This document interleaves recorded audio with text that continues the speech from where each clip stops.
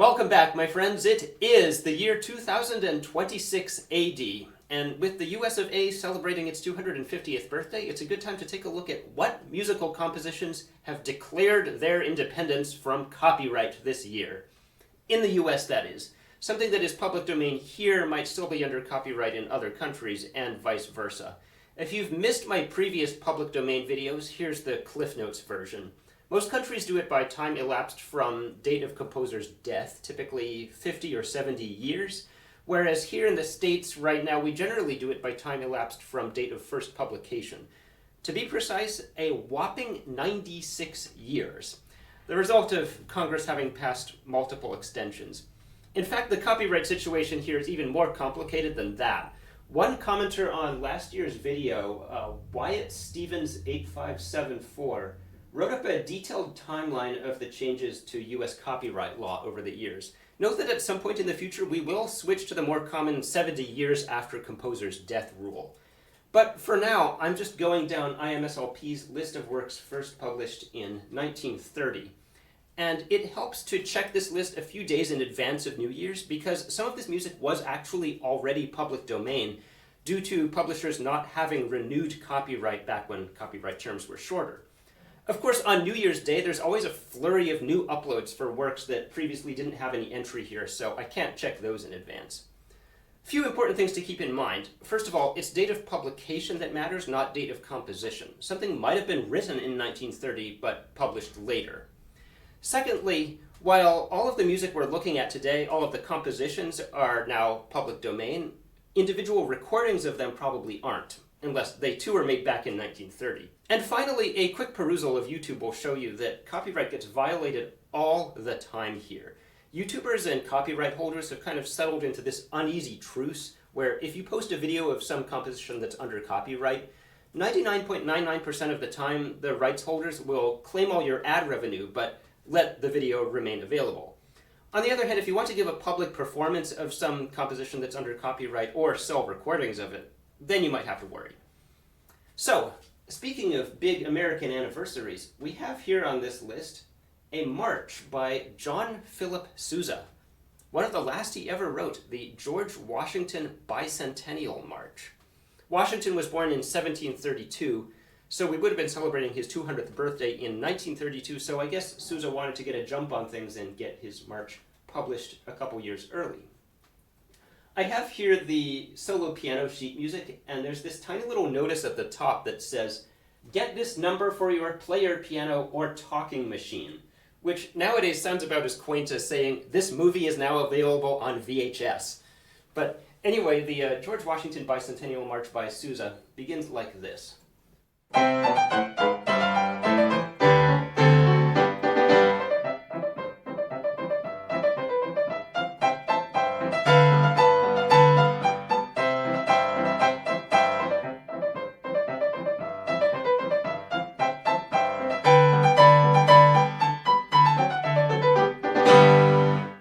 Later, the trio theme goes like this.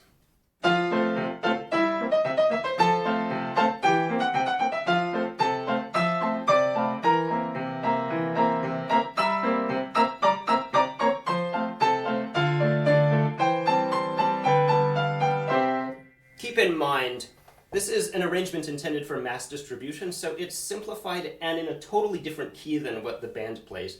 But this would be closer to the effect of a military band.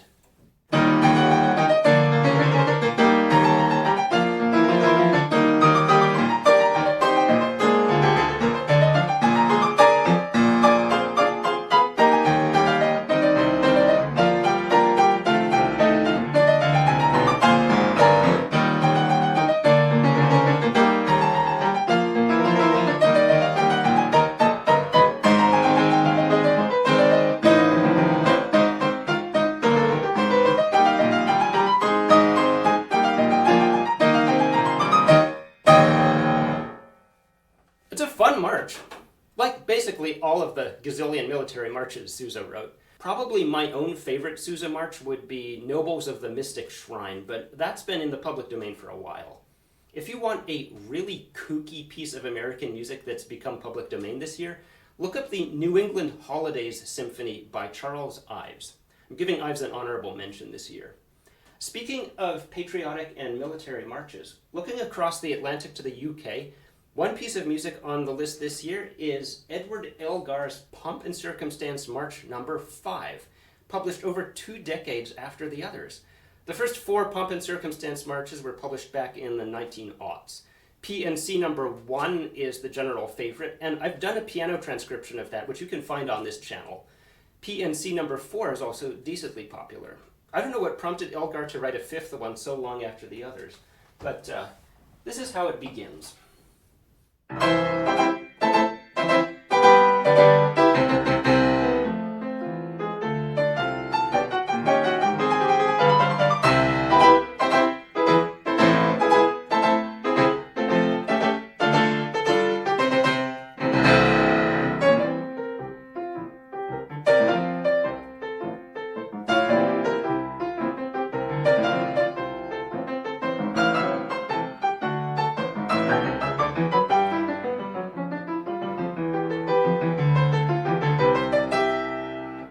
And later it settles down to this majestic tune.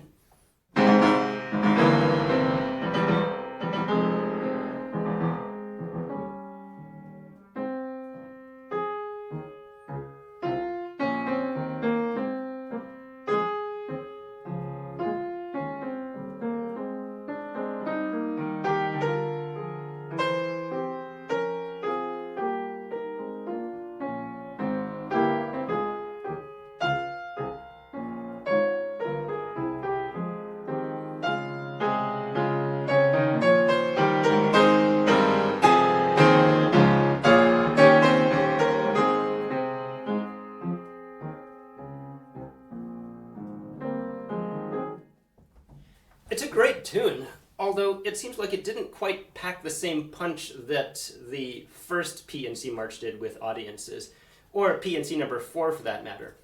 It might be tempting to chalk this up to the fact that the first 4 P&C Marches were all written in the more confident and optimistic years prior to World War I. However, from what I've read, P&C No. 5 was actually based on sketches from the pre-war period, so I don't know how much the timing figures in here. Nevertheless, it's still a good march, and it's great to have the complete P&C cycle out from under copyright finally. Okay, what else do we have on this list this year? Well, one big work that you might hear in symphony concerts is Sergei Prokofiev's first Fourth Symphony.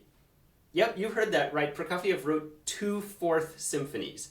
They share the same thematic material, which is in turn derived from Prokofiev's ballet The Prodigal Son. However, the revised version of the symphony ended up being much expanded from the original, and the themes are treated very differently in some places, so Prokofiev gave it a different opus number. But because they share the same themes, they're both referred to as his Symphony No. 4. I'm just going to call them Symphonies No. 4A and 4B. 4A, the shorter one, seems to be preferred by critics, and conductors seem to prefer 4B. But I don't know what the general audience favorite is, so if you have a preference, I'd love to know. What's funny is that Prokofiev's third symphony was published the year after his Symphony No. 4A, so we'll get his third symphony next year. But for now, this is how Symphony No. 4A begins.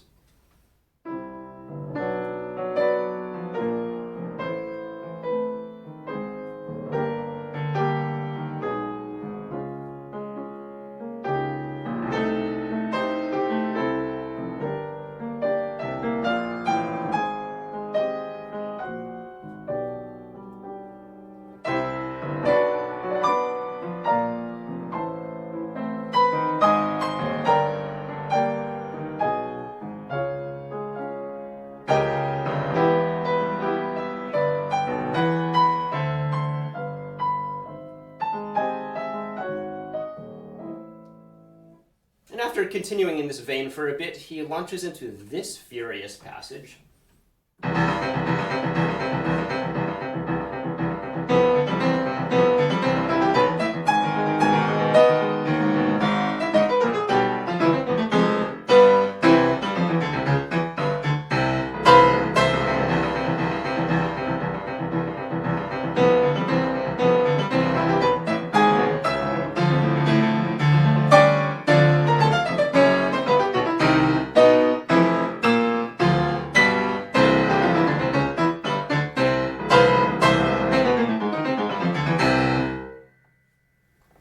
4 movements, probably the third one is Prokofiev at his most idiosyncratic. It's a dance movement that is light and elegant, and yet at the same time somewhat surreal.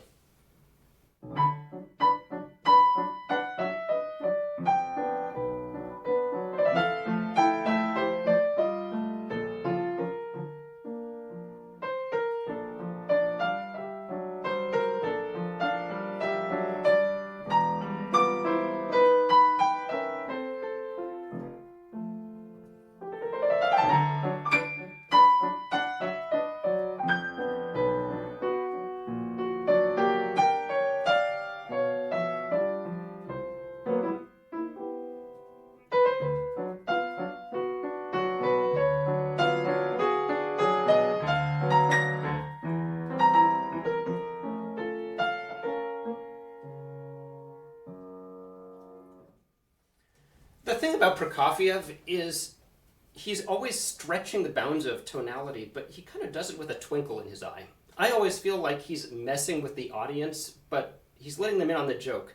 Whereas with a composer such as, say, Stravinsky, there is no joke. Stravinsky is dead serious about everything. I should do a video someday comparing Stravinsky and Prokofiev. All right, so far this year we've looked at music for orchestra or military band, but what about works for piano? Well, one guy that's turned up on this series before is Leopold Godowsky, one of the greatest virtuoso pianists of all time.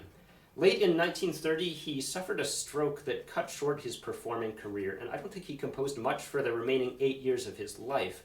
But he had a bunch of compositions from before his stroke that were published in 1930. And the curious fact is that most of them are for the left hand alone. Most composers who write for the left hand do so because they get commissions from pianists like Paul Wittgenstein, who lost his right arm in the First World War. But for Godowsky, it seems that he took to writing left-hand music just because, for him, it was a fun technical challenge. So as I said, most of his later works are for left hand, and it's difficult to pick a favorite. But here's one, titled Meditation.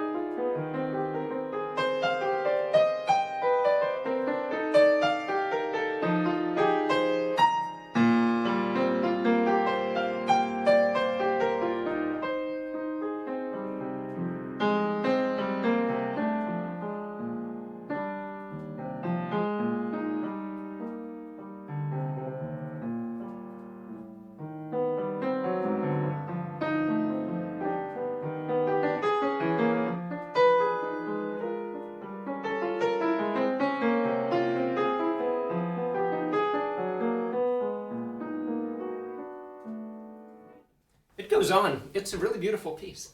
Now, as I mentioned earlier, every New Year's Day there's always a bunch of new uploads to IMSLP, so I was watching the list of music first published in 1930.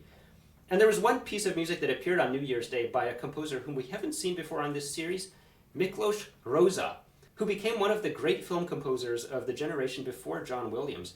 Rózsa did the scores for Ben-Hur, the 1940 Thief of Baghdad, noir films like Double Indemnity. There's a bunch of great film music that he left us. But of course he wrote concert music as well. And what we have here is one of his earliest published works, his piano quintet, Opus 2, published when he was in his early 20s. Piano quintet means piano plus string quartet. So I'm approximating all 5 instruments here.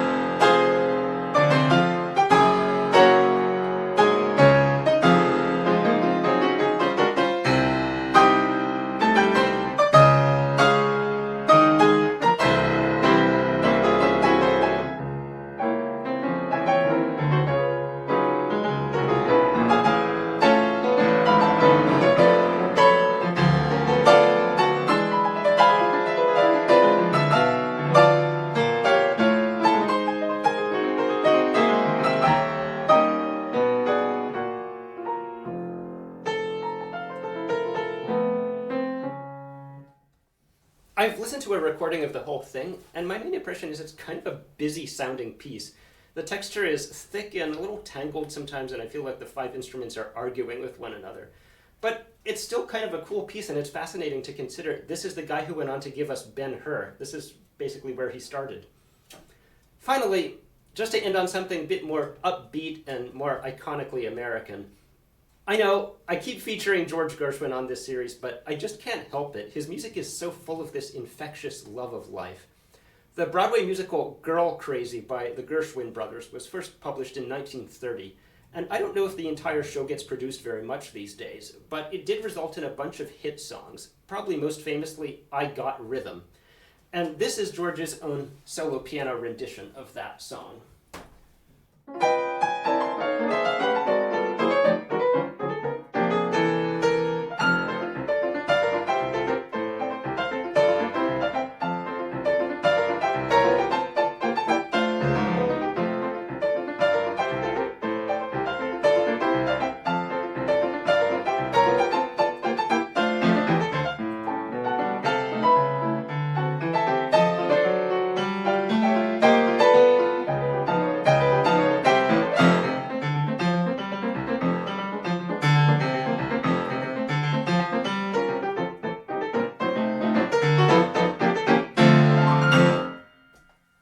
And as always, if there's something else on the list that you think deserves more attention, by all means, make your own video about it and spread the joy of music.